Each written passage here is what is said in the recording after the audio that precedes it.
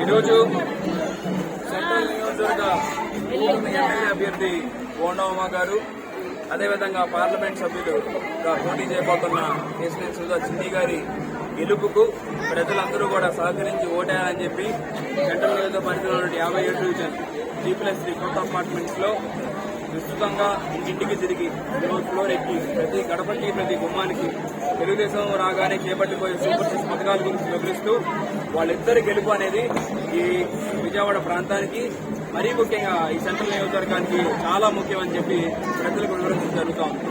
ప్రజలకందరికీ కూడా బాగా అర్థమైంది. 5 సంవత్సరాలు గెలిపించిన పాపానికి మన నెత్తి మీద కూర్చుని ఏదో చేస్తాడని అనుకుంటే ఏమీ చేయకపోగా మా బతుకుల్ని మొత్తాన్ని కూడా నాశనం చిన్నాభిన్నం చేసినటువంటి ఈ ముఖ్యమంత్రిని ఇంకా గద్దె దించి ఇంటికి పంపించాలా? అంబేద్కర్ రచించిన రాజ్యాంగాన్ని కాకుండా రాజారెడ్డి రాజ్యాంగాన్ని ఇక్కడ అమలు చేస్తున్నటువంటి జగన్ రెడ్డి అదేవిధంగా తాడేపల్లి ప్యాలెస్ ని ఇక నుంచి నమ్మబోము అని చెప్పి ప్రజలందరూ కూడా ముక్త కంఠంతో మాకు తెలియజేస్తూ ఉన్నారు.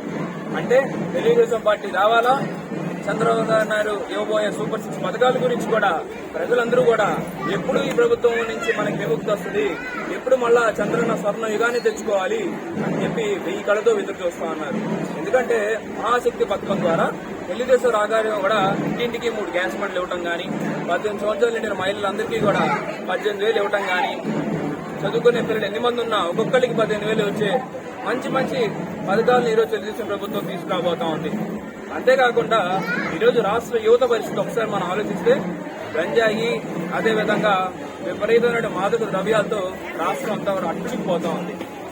ఎందుకు చెప్తాను ఈ మాట అంటే, విపరీతమైన దాడులు, ఉద్యోగాలు లేక యువకులందరూ కూడా గంజాయికి బానిసైపోయి ఏం చేయాలో తెలియక ఇన్స్టెంట్ మనీకి అలవాటు పడిపోయి ఈ విధమైనటువంటి మార్గాలు ఎంచుకుంటా ఉన్నారు.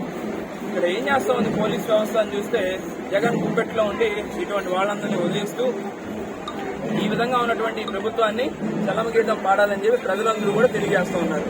మరీ ముఖ్యంగా మొన్న ఆనాడు చూసాం, సెంట్రల్ నియోజకవర్గానికి వచ్చినటువంటి జగన్ రెడ్డి గారి మీద ఏదో ఒక రాళ్ల దాడిలాగా ఒక గులక రాయి వచ్చి పడింది.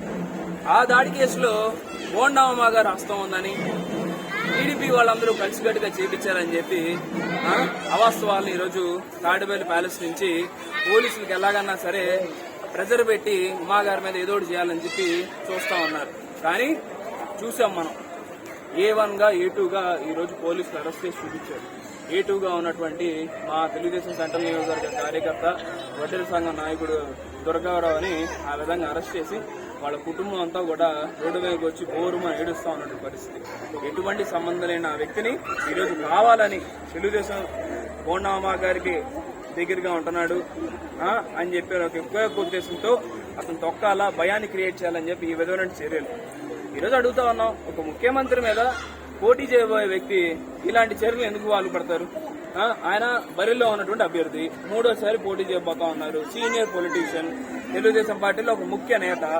అటువంటి వ్యక్తి ఇటువంటి చర్యలు చేయాల్సిన అవసరం ఏముంది? మాకు ఏంటంటే ప్రజాక్షేత్రంలో తెలుసుకుంటాం అంతే తప్ప కానీ ఇటువంటి పులివెందుల పాలిటిక్స్ చేయడం అనేది మాకు ఇంటా వంట లేదు. మేము ఎప్పుడు కూడా సౌమ్యులుగా నీతివంతమైన రాజకీయాలు చేస్తూ ఒకే పార్టీ ఒకే నాయకుడు అని సిద్ధాంతానికి కట్టుబడినటువంటి నేత బోండమ్మ గారు. అటువంటి నాయకుడిని తప్పనిసరిగా ప్రజలు గెలిపించుకుంటారు. సెంట్రల్ నియోజక ప్రజలు నమ్మేది ఆయన్నే. ఎందుకంటే ఆయన స్థానికుడు, ఎన్నో సంవత్సరాల నుంచి ఇదే నియోజకవర్గంలో ప్రజలందరికీ అందుబాటులో ఉంటూ కరోనా లాంటి కష్ట సమయాల్లో కూడా విపరీతంగా ప్రజల మధ్య తిరిగి మీకు అండగా నేనున్న, ఎమ్మెల్యే అయినా కాకపోయినా నీకే అవసరం వచ్చిన సరే నేనున్నా నాకు భరోసా ఇచ్చిన నేత. అందు గురించి అని చెప్పి ఇటువంటి వెల్లుల్లిపాయగాల్ని ఎవరిని కూడా ప్రజలు నమ్మే పరిస్థితులు లేరు. అతన్ని తప్పనిసరిగా ఎక్కడి నుంచి వచ్చాడు అక్కడికి ఫుట్బాల్ కొట్టినాడు కొడతారు, అక్కడికి వెళ్లి పడతాడు.